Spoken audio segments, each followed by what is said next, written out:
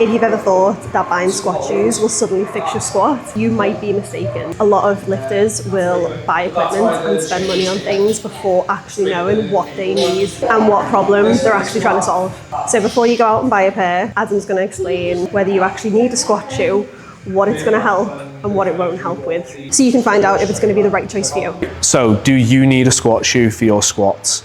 This is going to depend on a couple of factors. It's going to depend on what type of squat you're doing. So whether it's a front squat, high bar, low bar, whatever squat variation you're doing.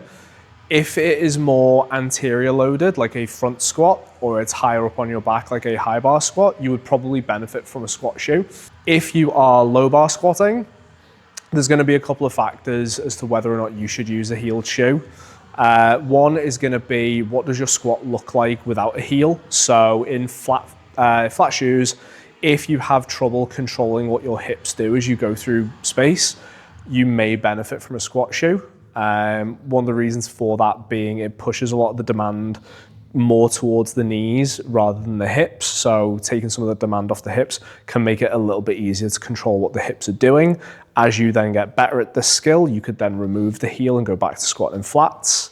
One of the reasons that a shoe is useful is what this does is it pushes our center of mass up and forwards. So we need to counteract it by staying a little bit more upright, which is why it helps high bar, front squat, that sort of thing. The height of the shoe is going to be important here. So this is more of a weightlifting style squat shoe, and this is more of a powerlifting style squat shoe. You should be able to see there's a bit of a difference in heel height. This is by no means a massive heel. There are shoes with much bigger heels. The problem with a bigger heel is it may actually do more harm than good if you are low bar squatting, just because it will mean that you will have to actually squat through more range in order to hit depth, because your knee will travel so much further forward the higher your heel lift is. With the heels really high, in order to hit proper depth, I'm having to go through a lot more range because that knee has gone further forward. It's not quite as high up as it would be if I squatted in flats, meaning to hit depth, I actually have to squat much lower down than I would in a flat shoe. For things like accessory movements or machines, leg press, hack squat, pendulum squat, a squat shoe may be useful if it allows you to go through more range of motion, take your joints through more range of motion, which may be beneficial for hypertrophy. But it's absolutely not necessary. You can use those machines effectively in a flat-soled shoe. You may just need to tinker with the setup of the machine.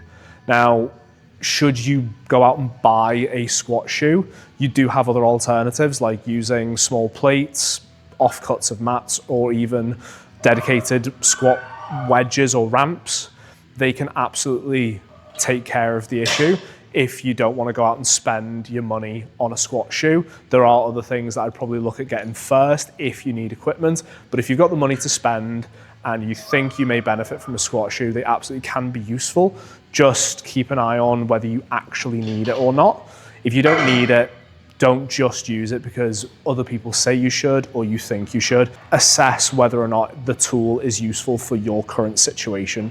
It is just a tool at the end of the day. You can see that it's not a simple yes or no answer. Like Adam said, a squat shoe is just a tool. For some people, it'll make a real difference. And for others, it won't really change that much at all, because it might be that there's other stuff that you need to work on first. The important thing is understanding why you're making that decision and not just blindly following advice, doing what everyone else is doing in the gym, or just using them because you already have them.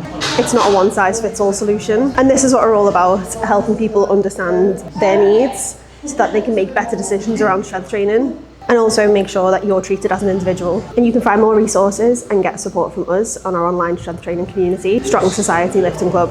Comment strong and we'll send you the link to join. And I'll see you in the next one.